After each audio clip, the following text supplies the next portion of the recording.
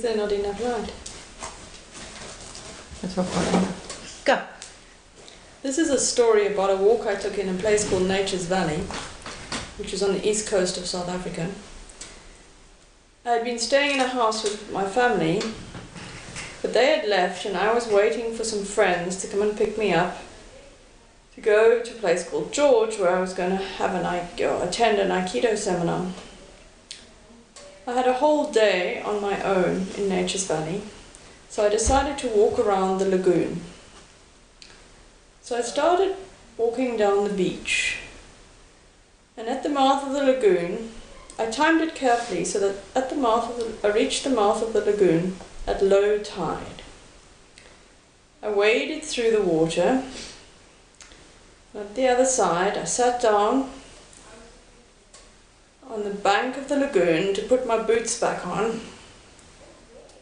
And then I got up and I headed off down the path along the lagoon through the trees. I'd been walking for about 10 minutes when I realized I had left my sunglasses on the bank.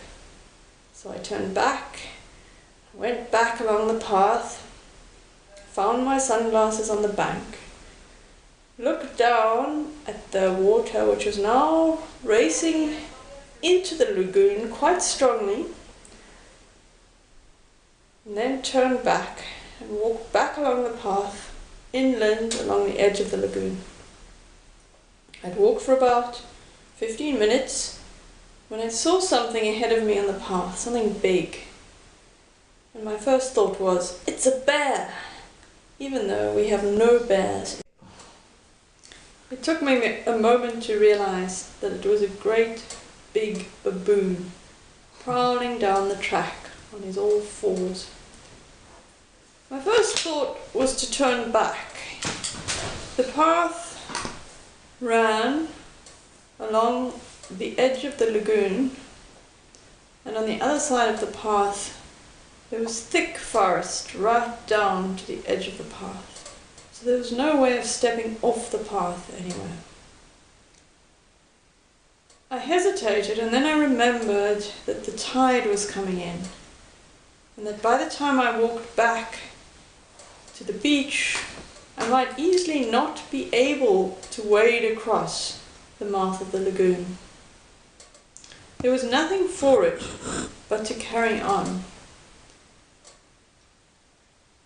By this time I could see that behind the big baboon there was a large family, including medium-sized baboons and tiny baboons.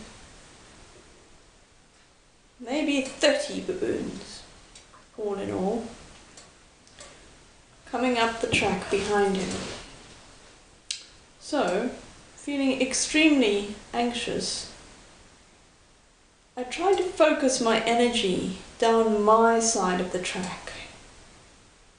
He was walking, it was a jeep track.